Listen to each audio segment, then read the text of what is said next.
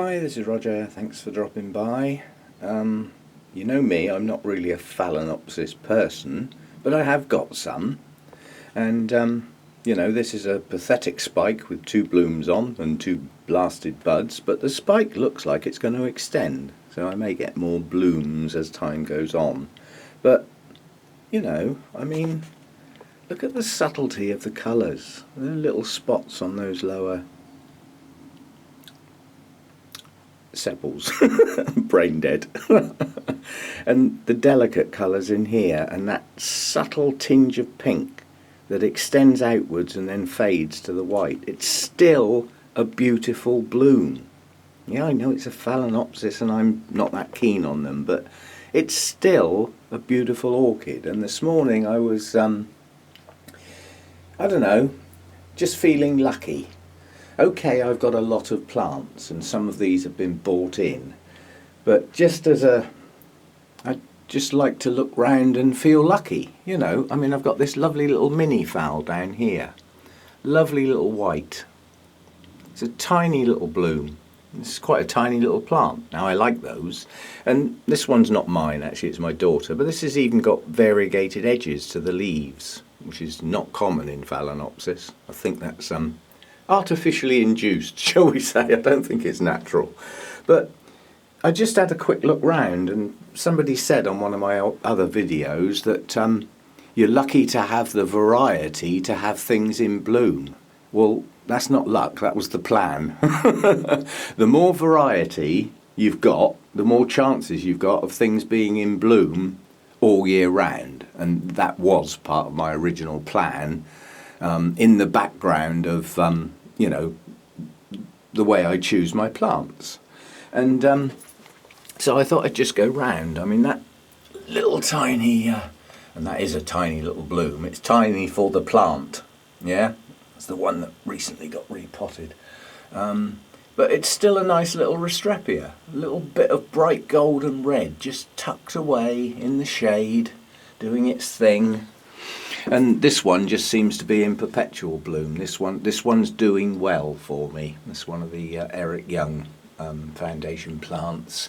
But I just thought I'd just sort of go round. My Encyclia cordigera. This is its last spike. Now, this isn't my spike. I bought this with the spike on it. And you can see the colour change. That means that flower's going to drop soon. It gets that bronzy tinge and moves away from its deeper colours and greens to a bronzy colour, and then it falls off. And there's only 3 left after that one, and then there are no more spikes, so that one will be out of bloom for a while.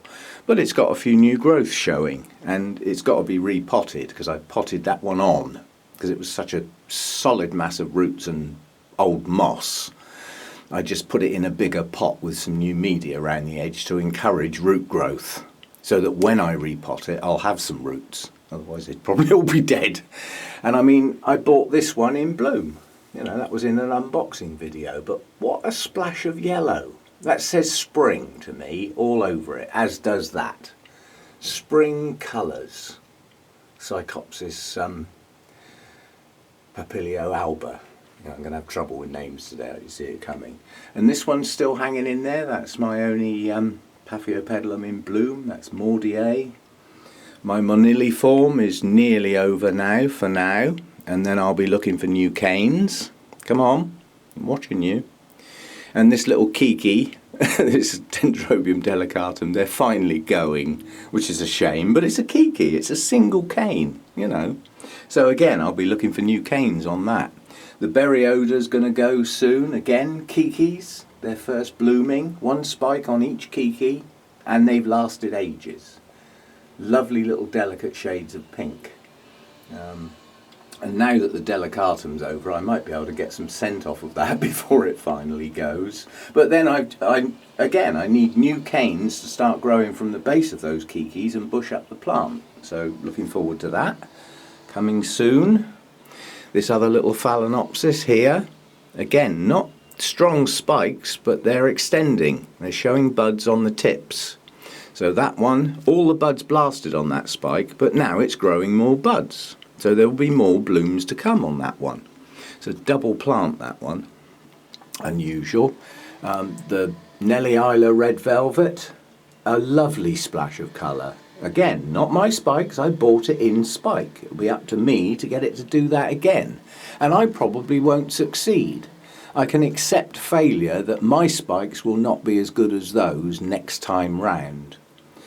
It's only got 2 pseudo bulbs, and you know, there's the older bulb there, the latest bulb here, of the 2, with 2 spikes on. So this plant's going to be totally exhausted by the time those blooms have finished. And again, then I'll be looking for new growths, and it'll be up to me to push them on, which I'll do my best to do. Miltonia Sunset, this is my spike, and that's a bit of a beast of a plant, that's got lots of new growths and is now pushing out its new roots from those new growths. They're not new growths anymore, they're maturing, and that's when their roots come out, so I've got to do my best with that to get those roots. I don't know whether you can see that spike at the back there, stick it up against the glass. That's Catatanti. And the last time we saw that, that was a brand new spike. It's now, what, 14 inches long? Probably in 10 days, and it's just showing signs of branching. So that's going to be a good spike. Come on, get on with it. And this Tolumnia has got a fading bloom on. That would be the first one to open back here. I cursed the other day. I actually caught one of the metal hooks on one of my mounts on that spike as I moved it and tore a flower off. You know, okay, it was only 1 bloom. But when you've only got 5, that takes it down to 4. So I was a little annoyed. And then this other Tolumnia, lovely colours on that. Now that spike's relatively new, so those will last quite a while now. This spike's coming on down here.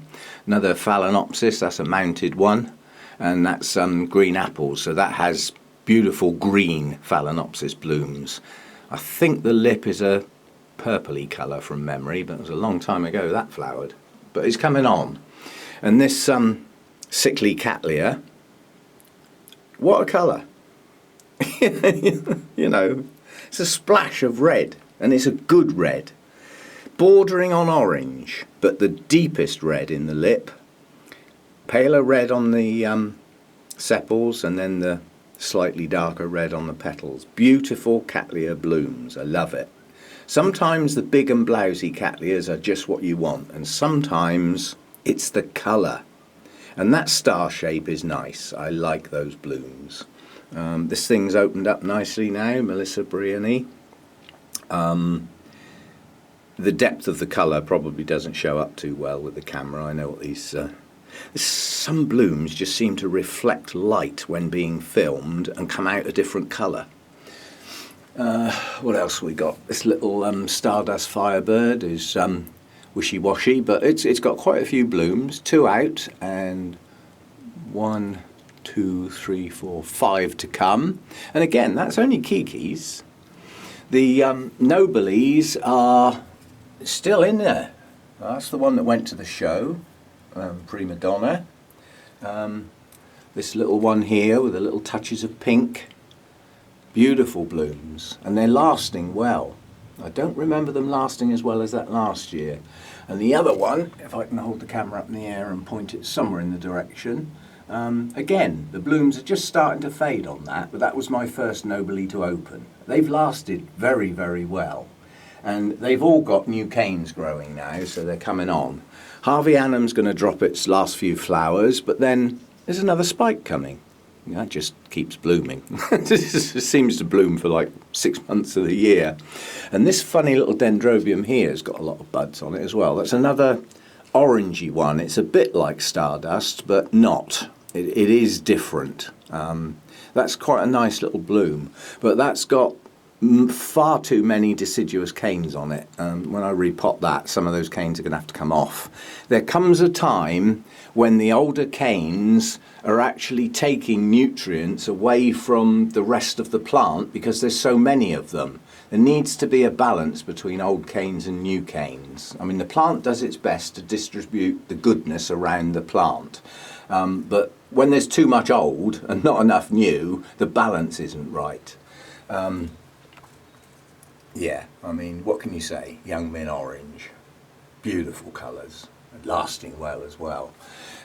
This blousy Cattleyas down to its 2 blooms now. The other 2 went, but you know, again, it's lasting pretty well. What else we got lurking around?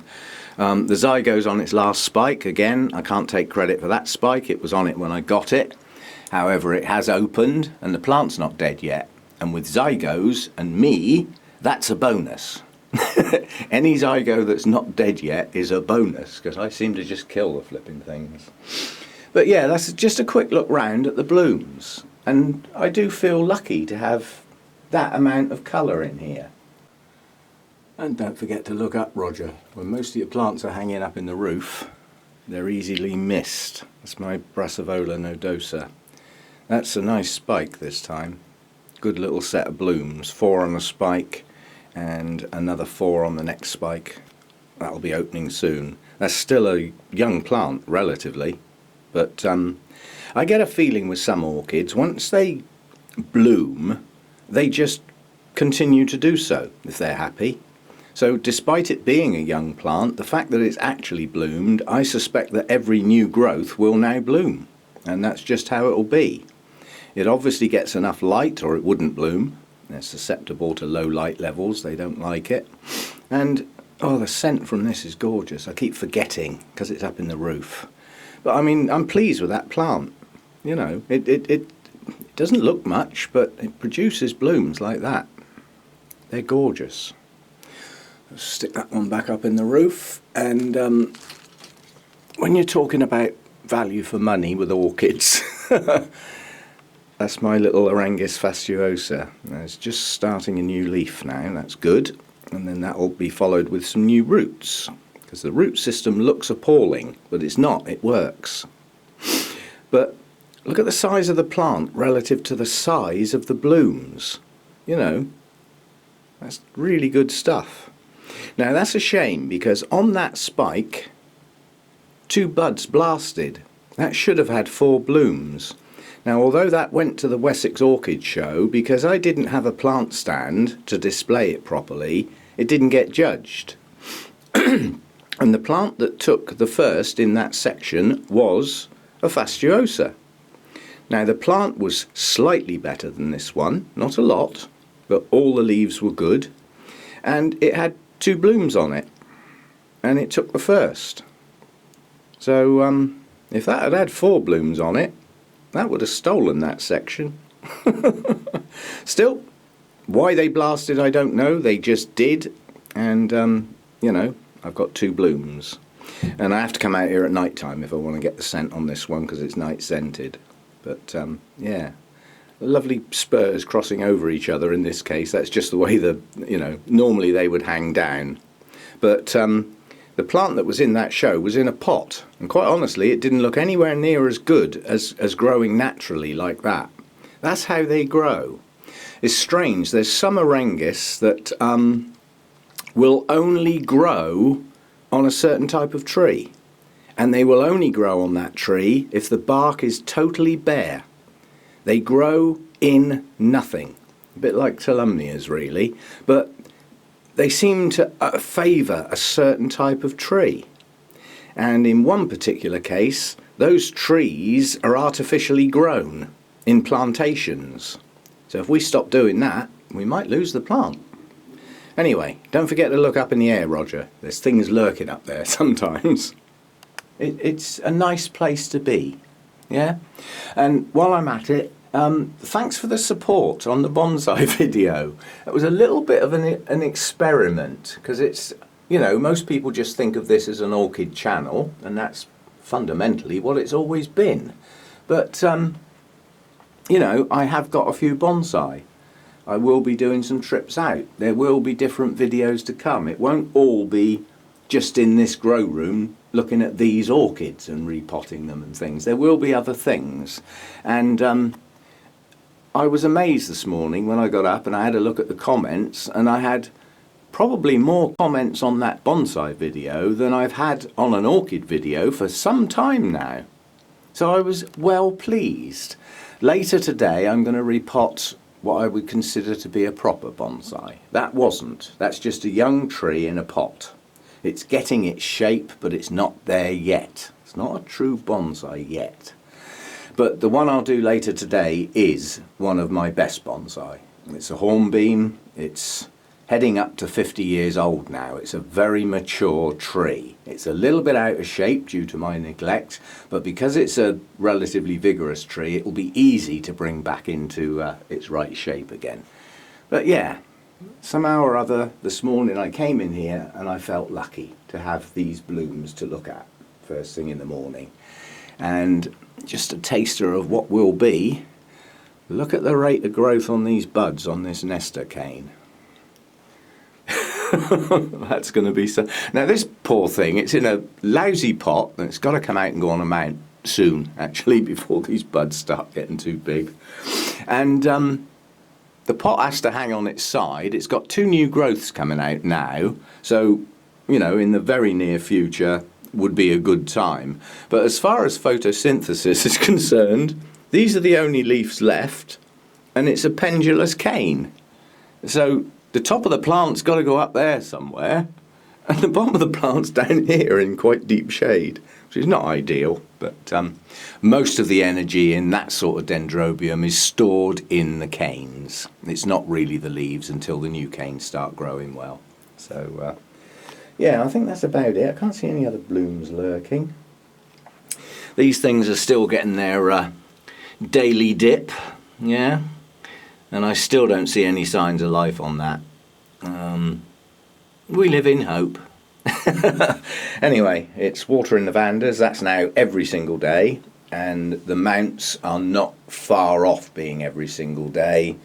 The shade netting's off. It looks like it's going to be a sunny day, so I'll have to pin that up in its place a bit later. That's a daily thought. Is the sun going to be coming in through that bare glass? If it is, the shade netting needs to go up. If it's going to be a dull day, it can stay down. Come the end of March, beginning of April, it will just go up and stay up there permanently. And the other thing I've got to watch is the roof. I did notice for the half an hour that the sun came out yesterday, it's so much higher in the sky. So instead of hitting the grow room at the side, through that end and then moving round to there, it's actually coming in through there now, and that's the roof, and there's no shade netting up there either. I mean, that's very easy to do. It's on like some bars of wood and it's rolled up. It's along there, you can just see the shadow. So all I've got to do is unroll it and strap it down. So it's a very easy task to do, but it's not something I want to do every day or every other day. So when it goes on, it stays on. But at the moment, as the sun is increasing incredibly gradually, I can get away with not putting the roof shading on for a bit yet. That's probably going to be mid-April. I mean, the vandas will love it just as it is through the bubble wrap and the dirty perspex. So that's not like a clear roof. They'll love that light. But some of the other things won't. So I have to have a balancing act. Anyway, that's it for this one. I just wanted to have a quick look round.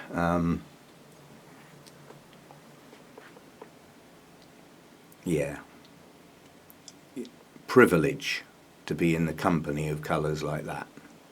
Okay, see you again next time. Bye for now.